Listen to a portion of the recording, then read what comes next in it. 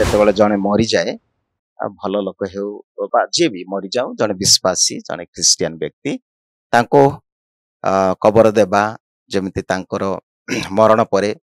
ଆମର ବିଶ୍ୱାସୀ ମାନେ ସମବେତ ହୁଅନ୍ତି ପ୍ରାର୍ଥନା କରନ୍ତି ତାଙ୍କର ଆତ୍ମାର ସଦ୍ଗତି ପାଇଁ ପ୍ରଭୁ ଯୀଶୁଙ୍କୁ ବିଶ୍ୱାସ କରେ ସେ ମୃତ୍ୟୁକୁ ଭୟ କରେ ନାହିଁ ମୃତ୍ୟୁ ଆମ ପାଇଁ ଆସେ କିନ୍ତୁ ଏଇ ମୃତ୍ୟୁ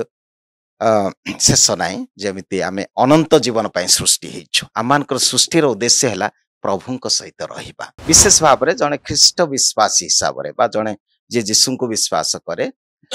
ସେମାନେ ଯେମିତି ଆପଣମାନଙ୍କର ବା ଅନ୍ୟ ଧର୍ମରେ ଅଛି ଯୋଉ ବଡ଼ ପୁଅ ବଡ଼ ଝିଅ ଏଗୁଡ଼ାକ ଆମର ନିର୍ଦ୍ଦିଷ୍ଟ ଜଣେ କରିବେ ବୋଲି ନାହିଁ ଯେକୌଣସି ବ୍ୟକ୍ତି ଯିଏ ସମାନ ତାଙ୍କ ପରିବାର ସହିତ ଜଡ଼ିତ ଅଛି ପୁଣି ଯିଏ ସାଧାରଣତଃ ଯାହାଙ୍କର କଥାକୁ ସମସ୍ତେ ମାନନ୍ତି ଏମିତି ବିଭିନ୍ନ ବ୍ୟକ୍ତି ମିଶି ସେମାନେ ନିଷ୍ପତ୍ତି ନେଇଥାନ୍ତି ସେ କାର୍ଯ୍ୟ କରିବାକୁ ହେଇପାରେ 3 ଦିନ ପରେ ହେଇପାରେ 11 ଦିନ ପରେ କେତେ ଜଣ 40 ଦିନ ପରେ ସମସ୍ତେ ମାଟି ଦିଅନ୍ତି ସେଇଟା ଯେମିତି ସମାଜରେ ସେ ଫୁଲ ଦିଅନ୍ତି କିମ୍ବା ମାଟି ଦିଅନ୍ତି ସେଇଟା ଅଛି ଆମର ମଧ୍ୟ ଅଛି ସେ ସବୁ ଗୋଟେ ସମ୍ମାନ ଜଣେ ବ୍ୟକ୍ତି ପ୍ରତି ଆମର ସମ୍ମାନ ଭକ୍ତି ଭାବରେ ତାଙ୍କୁ ଦିଆଯାଏ କାରଣ ବିଶ୍ୱାସ ଯେ ଆମେ ଏଇଟା ଶେଷ ନାହିଁ ଆମେ ପ୍ରଭୁଙ୍କ ସହିତ ରହିବା ବାସ୍ତବରେ ତାଙ୍କ ବିୟୋଗରେ ସମସ୍ତେ ଓଡ଼ିଶାବାସୀ କେବଳ ନାହିଁ ସାରା ଭାରତ କହିପାରିବା ଆଉ ବିଶେଷ ଭାବରେ ଖ୍ରୀଷ୍ଟିଆନ ଧର୍ମ ଯେଉଁ ଗୀତ ଗୁଡ଼ିକ ସେ ଗାଇଥିଲେ ଅନେକଙ୍କ ହୃଦୟରେ ବର୍ତ୍ତମାନ ପର୍ଯ୍ୟନ୍ତ ସେ ଅମର ସମସ୍ତେ ତାଙ୍କୁ ବିୟୋଗରେ ଶୋକାକୁଳ ଆମେ ମଧ୍ୟ ଆମର ସମବେଦନା ଜଣାଉଛୁ ନିଶ୍ଚିତ ଭାବରେ ଆମର ଖ୍ରୀଷ୍ଟିଆନ ଧର୍ମରେ ମଧ୍ୟ ଏହି ପରମ୍ପରା ଅଛି ଯେତେବେଳେ ଜଣେ ମରିଯାଏ ଭଲ ଲୋକ ହେଉ ବା ଯିଏ ବି ମରିଯାଉ ଜଣେ ବିଶ୍ୱାସୀ ଜଣେ ଖ୍ରୀଷ୍ଟିଆନ ବ୍ୟକ୍ତି ତାଙ୍କୁ କବର ଦେବା ଯେମିତି ତାଙ୍କର ମରଣ ପରେ ଆମର ବିଶ୍ୱାସୀ ମାନେ ସମବେତ ହୁଅନ୍ତି ପ୍ରାର୍ଥନା କରନ୍ତି ତାଙ୍କର ଆତ୍ମାର ସଦ୍ଗତି ପାଇଁ ଏବଂ ବାଇବେଲ ଯାହା ଆମର ଧର୍ମଗ୍ରନ୍ଥ ଯେଉଁଠି ଆମ ପାଇଁ ଅନେକ ଆଶ୍ୱାସନା ଅଛି ଯାହାକୁ ସେ ବିଶ୍ୱାସ କରିଥିଲେ ଯିଏ ବା ଜଣେ ଖ୍ରୀଷ୍ଟିଆନ ହିସାବରେ ଆମ ପାଇଁ ମରଣ ଶେଷ ନାହିଁ ନିଶ୍ଚିତ ଭାବରେ ଯେହେତୁ ଆମେ ଜଗତରେ ଅଛୁ ଯେମିତି ଆପଣ କବି ରାଧାନାଥ ରଥଙ୍କ କଥା କହିଥିଲେ କିନ୍ତୁ ଆମ ପାଇଁ ସେ ଜଣେ ଜଣେ ବିଶ୍ୱାସୀ ଯିଏ ପ୍ରଭୁ ଯୀଶୁଙ୍କୁ ବିଶ୍ୱାସ କରେ ସେ ମୃତ୍ୟୁକୁ ଭୟ କରେ ନାହିଁ ମୃତ୍ୟୁ ଆମ ପାଇଁ ଆସେ କିନ୍ତୁ ଏଇ ମୃତ୍ୟୁ ଶେଷ ନାହିଁ ଯେମିତି ଆମେ ଅନନ୍ତ ଜୀବନ ପାଇଁ ସୃଷ୍ଟି ହେଇଛୁ ଆମମାନଙ୍କର ସୃଷ୍ଟିର ଉଦ୍ଦେଶ୍ୟ ହେଲା ପ୍ରଭୁଙ୍କ ସହିତ ରହିବା ଏଣୁ ଯୋଉ ପ୍ରକ୍ରିୟା ଅଛି ମରଣ ପରେ ଆମେ ସମାଧିକୁ ଯାଉ ଯୋଉ ତାପରେ ତାଙ୍କର ଶରୀରକୁ ଅତି ଯତ୍ନ ସହକାରେ ତାଙ୍କୁ ବିଭିନ୍ନ ପ୍ରକାର କ୍ଲୋଥ ବା ଦିଆ ହୋଇ ଆମେ ପ୍ରାର୍ଥନା କରୁ ପବିତ୍ର ଜଳରେ ଆଶୀର୍ବାଦ କରୁ ଏବଂ ବିଭିନ୍ନ ଏଇଟା ସମ୍ମାନ ଜଣାଉଛୁ ଯେ ଜୀବନ ଶେଷ ନାହିଁ ପୁଣି ଆମେ ପଠାଉଛୁ ତାଙ୍କୁ ଆଉ ଗୋଟେ ପ୍ରଭୁଙ୍କ ପାଖକୁ ଏଇଟା ଅଛି ଆମର ରୀତି ତେଣୁ ଶୀଘ୍ର ମରଣ ପରେ ତାହା ହିଁ ହୁଏ ଆଉ ଅବଶ୍ୟ ନିଜର ଲୋକମାନଙ୍କୁ ଅପେକ୍ଷା କରନ୍ତି ତାହା ନିଷ୍ପତ୍ତି ନିଅନ୍ତି ପରିବାର ବ୍ୟକ୍ତିମାନେ ଯେଉଁମାନେ ଅଛନ୍ତି ଯେଉଁମାନେ ନିଷ୍ପତ୍ତି ନେଇପାରିବେ ପରିବାର ପାଇଁ ଅତି ନିକଟତର କେବେ କେତେ ଦିନ ପରେ କରାହବ ସେଗୁଡ଼ିକ ମଧ୍ୟ ବେଳେବେଳେ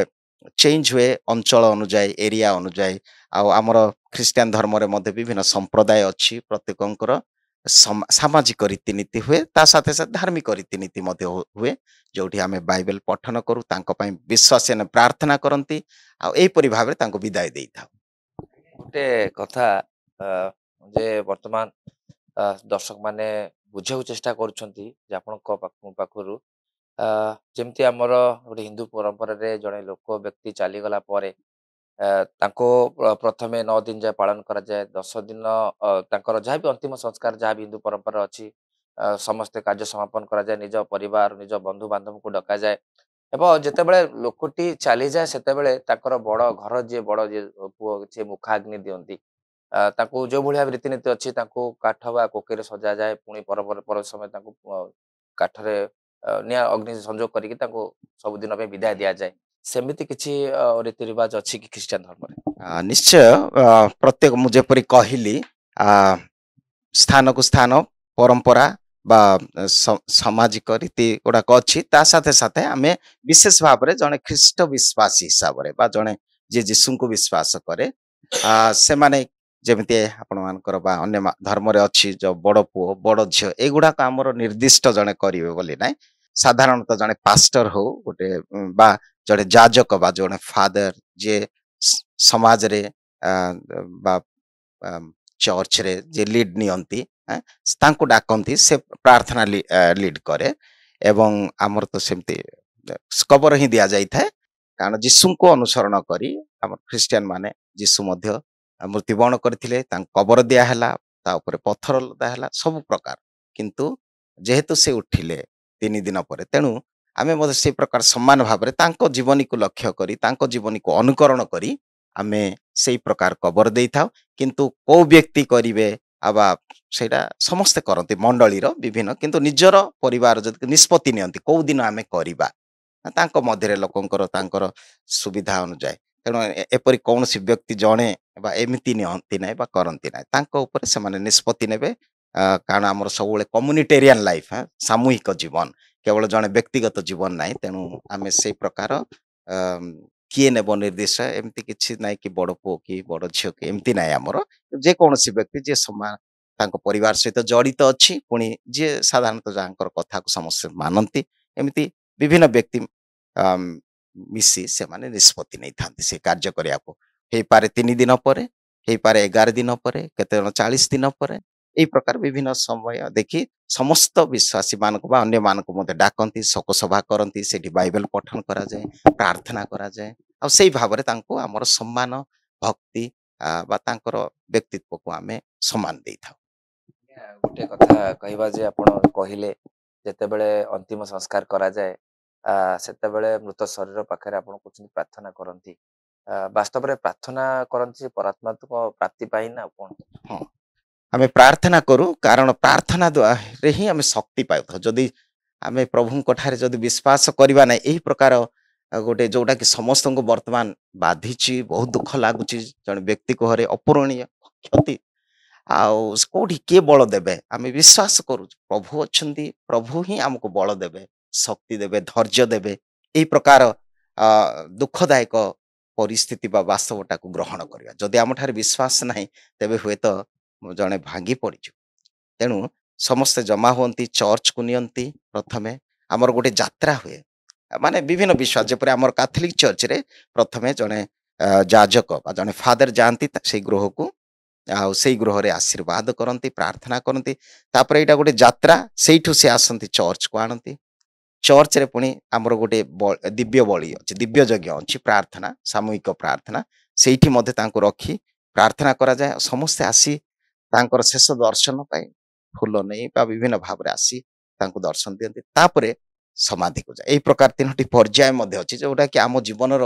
ଗୋଟେ ଯାତ୍ରା ହଉଛି ଯାତ୍ରା ମାନେ ଗୋଟେ journey of life starts from home then to the church and to the cemetery ଏମିତି 3ଟି ପର୍ଯ୍ୟାୟରେ ସେଗୁଡ଼ିକ ପାଇଁ ମଧ୍ୟ ନିର୍ଦ୍ଦିଷ୍ଟ ପ୍ରକାର ପ୍ରାର୍ଥନା ଅଛି ଏଇଟା କାଥଲିକ ଚର୍ଚ୍ଚର କିନ୍ତୁ ଯେକୌଣସି ଖ୍ରୀଷ୍ଟିଆନ ହଉ ବାଇବେଲ ପଢନ୍ତି ପ୍ରାର୍ଥନା କରନ୍ତି ଆଉ ଏଇଟା ହିଁ ସମସ୍ତଙ୍କ ପାଇଁ ବଳ ଦିଏ ଶକ୍ତି ଦିଏ ସାନ୍ତ୍ୱନା ଦିଏ ପରିବାର ପାଇଁ ମଧ୍ୟ ସାନ୍ତ୍ୱନା ଆସେ ସେଇ ବ୍ୟକ୍ତି ତ ସେ ମଲେ ତାଙ୍କ ସହିତ ଆମର ସହଭାଗିତା ଆମର ସମବେଦନା ଜଣେଇବା ସାଥେ ସାଥେ ପରିବାର ପ୍ରତି ଆମର ଆନ୍ତରିକତା ସମବେଦନା ଜଣେଇଥାଉ ଆଉ ଗୋଟେ କଥା ଯୋଉ ଆପଣ କହିଲେ ଯେ ସାମୂହିକ ପ୍ରାର୍ଥନା କରାଯାଏ ପ୍ରଥମେ ତାଙ୍କୁ ମୃତ ଶରୀରକୁ ଚର୍ଚ୍ଚକୁ ଅଣାଯାଏ ସେଠି ପୁଷ୍ପମାଲ୍ୟ ଦିଆଯାଏ ଯାହା ବି ରୀତି ରିବାଜ ଅଛି ତ ସେଇ ହିସାବରେ ଚର୍ଚ୍ଚରୁ ତାଙ୍କୁ ନିଆଯାଏ କବରୀ ଯୋଉଠି କବର ଦିଆଯିବ ସେଠି କେତେ କଣ ଗାତ କେତେ ମିଟର ବା କେତେ ସେଣ୍ଟିମିଟର ଖୋଳା ଯାଇଥାଏ ପରବର୍ତ୍ତୀ ସମୟରେ କବର କେମିତି ଦିଆଯାଇଥାଏ ତା ପ୍ରକ୍ରିୟାଟା ସେଇଟା ଦେଖିକି ଯୋଉ ବ୍ୟକ୍ତି ମରିଯାଏ ତାଙ୍କର ସାଇଜ ଅନୁଯାୟୀ ଯୋଉ ପେଟି ନେଇକି ଆସନ୍ତି ତାପରେ କେତେ ଏତେ ନିର୍ଦ୍ଦିଷ୍ଟ ମଧ୍ୟ ନାହିଁ କାରଣ ଅବଶ୍ୟ ଯେମିତି ସେଇଟା ଅନ୍ୟ ଦ୍ୱାରା ବା ଆଜିକାଲି ଆମେ ଜାଣୁ ବିଭିନ୍ନ ଭାବରେ ସେଗୁଡ଼ା ନିହାତି ନିଶ୍ଚିତ ଭାବରେ ଏମିତି ନିର୍ଦ୍ଦିଷ୍ଟ ନାହିଁ କି ଏତିକି ଖୋଳା ହବ ସେ ବଟ୍ ନିହାତି 5 ଫୁଟ 6 ଫୁଟ ଏମିତି ଦେଖିକି ଜାଗାକୁ ଆଜିକାଲି ଜାଗାର ବି ତେଣୁ ଏତେ ରୀତି ସେ ପ୍ରକାର ଭାବରେ ଆମେ କରୁନାହୁଁ କିନ୍ତୁ ନିଶ୍ଚିତ ଭାବେ ଭିତରେ କବର ଦେବା ପୂର୍ବରୁ ତାଙ୍କୁ ପୁଣି ଥରେ ଯାହାର ଆତ୍ମୀୟ ତାଙ୍କ ଯିଏ ବି ଅଛି ସେମାନେ ଆସି ଦେଖନ୍ତି ଶେଷ ଦର୍ଶନ କରନ୍ତି ତାପରେ ପେଟିକୁ ବନ୍ଦ କରାଯାଏ ରଖାଯାଏ କିନ୍ତୁ ନିର୍ଦ୍ଦିଷ୍ଟ କେତେ ଖୋଳା ହବ କେତେ ମାପ ହବ ବା ନିହାତି ଯେପରି ଟିକେ ତଳେ ରହିବ ଆଉ ଯେମିତି ଭଲ ଭାବରେ କରାଯାଏ ଅତି ସମ୍ମାନର ସହିତ ସେଇଟା ଯୋଉ ମୃତ ଶରୀର ଯେତେବେଳେ କବର ଦିଆଯାଏ ମୃତ ଶରୀରକୁ ସେତେବେଳେ ଫାଦର ମାନେ ସେଠି ଯାଇକି ପହଞ୍ଚନ୍ତି ସେ ଜାଗାରେ ପ୍ରାର୍ଥନା କରନ୍ତି ସେଇ କବରକୁ ଯୋଉ ଖୋଳାଯାଏ ସେଇଟାକୁ ମଧ୍ୟ ପୁଣି ପବିତ୍ର ଜଳ ଯୋଉଠିକି ଆମେ ପବିତ୍ର ଆତ୍ମାଙ୍କର ଉପସ୍ଥିତି ଆମେ ଅନୁଭବ କରୁ ତାହା ଦ୍ୱାରା ସେଇଟାକୁ ପବିତ୍ର କରାଯାଏ ଝୁଣା ଦିଆଯାଏ କାରଣ ସ୍ଥାନ ପବିତ୍ର ଜଣେ ବ୍ୟକ୍ତି ଯାଉଛି ତେଣୁ ସେଇ ପ୍ରକାର ପ୍ରାର୍ଥନା ସେ କରନ୍ତି ତା ସାଥେ ସାଥେ ଏଇ ପ୍ରକାର ସମସ୍ତେ ମାଟି ଦିଅନ୍ତି ସେଇଟା ଯେମିତି ସମାଜରେ ସେ ଫୁଲ ଦିଅନ୍ତି କିମ୍ବା ମାଟି ଦିଅନ୍ତି ସେଇଟା ଅଛି ଆମର ମଧ୍ୟ ଅଛି ସେ ସବୁ ଗୋଟେ ସମ୍ମାନ ଜଣେ ବ୍ୟକ୍ତି ପ୍ରତି ଆମର ସମ୍ମାନ ଭକ୍ତି ଭାବରେ ତାଙ୍କୁ ଦିଆଯାଏ କାରଣ ବିଶ୍ୱାସ ଯେ ଆମେ ଏଇଟା ଶେଷ ନାହିଁ ଆମେ ପ୍ରଭୁଙ୍କ ସହିତ ରହିବା ଆମେ ଯାଉନୁ କାରଣ ଯେମିତି ଲେଖା ଅଛି ଆମର ବାଇବେଲର ଉପଦେଶ ଗ୍ରନ୍ଥ 12 ଅଧ୍ୟାୟ 7 ଯୋଉ ମାଟିରେ ମଣିଷ ଧୂଳିରେ ଗଢା ମନୁଷ୍ୟ ଧୂଳିରେ ନଷ୍ଟ ହୁଏ କିନ୍ତୁ ତାଙ୍କର ଆତ୍ମା ଯିଏ ଦେଇଛନ୍ତି ଈଶ୍ୱର ତାଙ୍କ ନିକଟକୁ ଫେରିଯାଏ ଆଉ ଏଇଟା ବିଶ୍ୱାସ କି ସେ ବଞ୍ଚିବ ସେ ପ୍ରଭୁଙ୍କ ସହିତ ରହିବ ଏଇଟା ପାଇଁ ମଧ୍ୟ ତାଙ୍କର ପରିବାର ବ୍ୟକ୍ତିମାନେ ବିଭିନ୍ନ ଭାବରେ ନିଜର ଲୋକମାନଙ୍କୁ ଡାକି ପ୍ରାର୍ଥନା ହିଁ କରନ୍ତି ପ୍ରାର୍ଥନା ହିଁ ସବୁଠି ବଡ କଥା ଆଉ ପବିତ୍ର ବାଇବେଲରୁ ପଢିବେ ପରସ୍ପର ସହିତ ତାଙ୍କ ଉପସ୍ଥିତି ଦ୍ୱାରା ପରିବାରକୁ ସାନ୍ତ୍ୱନା ଜଣାଇଥାନ୍ତି ଜାତକ ବିଚାର ଏବଂ ଗୃହର ବାସ୍ତୁ ଜନିତ ସମସ୍ୟାର ସମାଧାନ ପାଇଁ ଯୋଗାଯୋଗ କରନ୍ତୁ ଜ୍ୟୋତିର୍ବିଦ ବାସ୍ତୁବିଦ ଶ୍ରୀ ମାନସ ଚନ୍ଦ୍ର ନାୟକ ଯୋଗାଯୋଗ କରନ୍ତୁ 9438481748